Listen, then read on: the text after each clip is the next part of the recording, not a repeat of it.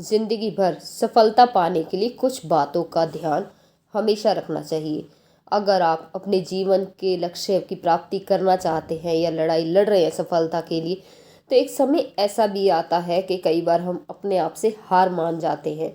तो हमें मोटिवेट की बहुत ज़रूरत होती है कि कोई हमें आके मोटिवेट करे या कोई समझाए, या कोई बुजुर्ग हो या दोस्त हो या कुछ भी, कोई भी हो सकता है जो हमें मोटिवेट कर सके।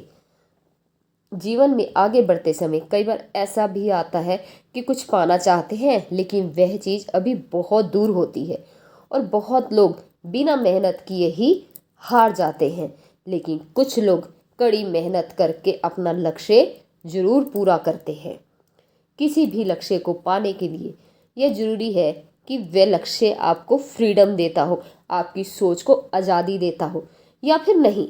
अगर आपको लक्ष्य अपना फ्रीडम देता है तो आप उसके लिए मेहनत करें, दोबारा मेहनत करें, इससे आपको सफलता मिल जाएगी। सफलता पाने के लिए बहुत कुछ करना पड़ता है, जैसे कि आलस त्यागना पड़ता है। आलसी व्यक्ति कभी भी सफलता प्राप्त नहीं कर सकता। एक बार एक समय की बात है, एक राजा रहता था जो कि यह देखना चाहता था कि क्या मेरे राज्य में भी आलसी लोग रहते हैं या फिर नहीं। इसके लिए उस राजा ने अपने सैनिकों को कहकर रात के समय गांव के बीच में रास्ते में एक सामान्य आकार का पत्थर रखवा दिया। उसके बाद वह राजा छुप कर देखने लगा कि क्या कोई व्यक्ति जरा से भी हिम्मत करके उस पत्थर को हटाता है या नहीं हटाता। राजा वहां से बहुत समय तक खड़ा रहा, देखता रहा कि शायद कोई आए और हटाने की कोशिश करे और वो पत्थर हटा दे। उस राज्य के कुछ सबसे धनी लोग भी वहां से गुजरे, दरबारी भी गुजरे, काफी अमीर आदमी गुजरे वहां से कि शायद कोई पत्थर हिला दे बीच में से। लेकिन किसी ने भी उस पत्थर को हटाने की कोशिश भी नहीं की। कुछ आने जाने वाले भी राजा को दोषी ठहराने लगे कि राजा कितना लापरवाह है, उसके राज्य में क्या हो रहा है वो ध्यान ही नहीं देता, राज्य की सफाई पर भी ध्यान नहीं देता। ऐसा कैसा राज्य है, ऐसा कौन सा राजा है जो अपनी प्रजा पे ध्यान नहीं देता कि उसके राज्य में क्या हो रहा है। कुछ समय बीत जाने के बाद उसी पत्थर से होकर एक सब्जी वाला गुजर रहा था। तभी उसकी नज़र उस पत्थर पर पड़ी। तभी उसने पत्थर को देखा और वह वहां से हटाने का निर्णय ले लिया। उसने, सब्जी वाले ने अपनी सब्जी की भरी टोकरी अपने सिर से नीचे उतारी और उसे पत्थर हटाने की कोशिश करने लगा। पत्थर थोड़ा भारी था, लेकिन कुछ समय के बाद, बहुत मेहनत करने के बाद, वो वहां से पत्थर हटा देता है।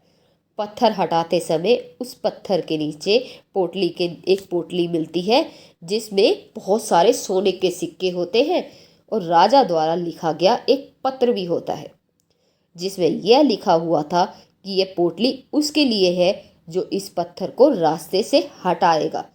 सब्जी वाला समझ जाता है कि वह उसकी मेहनत का फल है, लेकिन बाकियों को यह पोटली इसलिए नहीं मिली क्योंकि वे आलसी थे। उन्होंने पत्थर हटाने की कोशिश भी नहीं की, जरा सी भी।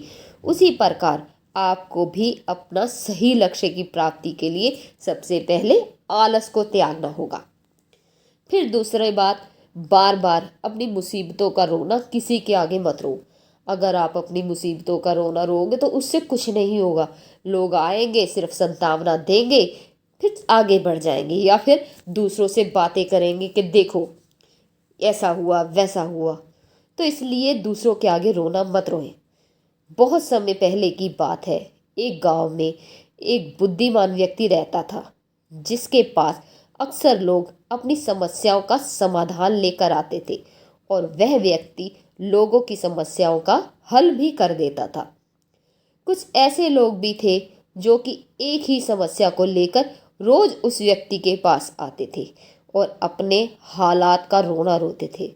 इससे वह व्यक्ति भी परेशान हो गया था और सोचा कि इनको मैंने हल बता दिया है, लेकिन ये लोग फिर भी मेरे पास उसी समस्या को लेकर रोज आते हैं, कुछ तो करना पड़ेगा। उसके बाद वह बुद्धिमान व्यक्ति उन लोगों को एक चुटकुला सुनाता है और सभी लोग जोर जोर से हंसने लगते हैं। उसके बाद फिर वह व्यक्ति उस चुटकुले को दोबारा सुनाता है और इस बार सिर्फ कुछ ही लोग मुस्कुराते हैं। फिर से वह व्यक्ति उस चुटकुले को तीसरी बार उसे सुनाता है, लेकिन इस बार कोई भी नहीं हंसता। फिर भी वह व्यक्ति उन सभी लोगों को यह कहता है कि अगर आप लोग एक ही चुटकुले से बार बार हंस नहीं सकते तो एक ही मुसीबत का बार बार क्यों रोते हो। इसकी बजाय समस्या का हल ढूंढो कि कैसे उस समस्या को दूर करना है। इसी प्रकार हम भी एक ही समस्या को बार बार रोते रहते हैं कि हमें ये दुख है, ये तकलीफ है, लेकिन इसका हल करने के लिए कुछ नहीं करते कि कैसे इसको निकाला जाए, इस दुख से कैसे निकला जाए। इसलिए इस मुसीबत का रोना छोड़ो और समस्याओं का हल ढूंढना शुरू करो। अब एक बात है ना, देखो, आलस हम करके बैठ जाएंगे तो कोई और तो काम करेगा नहीं हमारे लिए। हमें काम खुद ही करना पड़ेगा, आलस छोड़ना पड़ेगा। अगर हम कहें, जब माँ हमें खाना बना के दे दे, अगर हम खाने का कोशिश ही नहीं करेंगे, आलस मार के बैठेंगे, तो खाना तो खुद चल कर नहीं आएगा ना। खाना खाने के लिए खुद हाथ हिलाने पड़ेंगे। ऐसे अगर आप किसी मंजिल पर पहुंचना चाहते हो तो आपको मेहनत करनी पड़ेगी। अगर आप रोना लेके बैठ जाओ कि हाँ ये नहीं हो रहा, वो नहीं हो रहा, मेरे से नहीं करा जा रहा, तो इसका तो कोई हल नहीं है। रोने से कुछ भी हासिल नहीं होगा। आपको मेहनत करनी पड़ेगी और बार बार करनी पड़ेगी ताकि हम सफल हो सकें। अब बच्चा चलना सीखता है तो एकदम तो चलना नहीं सीख जाता ना, वो गिरता है, उठता है, फिर गिरता है, फिर उठता है। इसलिए आपको भी आलस त्याग कर आगे बढ़ना चाहिए। इसी से आपको जिंदगी में सफलता मिलेगी। आपके चैनल अनु 76 में आपका स्वागत है। मैं अनु जो भी कहानी या साखी पेश करती हूँ वो परमात्मा से मिलने के लिए होती है, मोटिवेट होने के लिए होती है। और आप सबका बहुत बहुत धन्यवाद जो आप अपना इतना सहयोग बनाते हैं और अपना सहयोग आगे भी ऐसे ही बनाए रखें। धन्यवाद।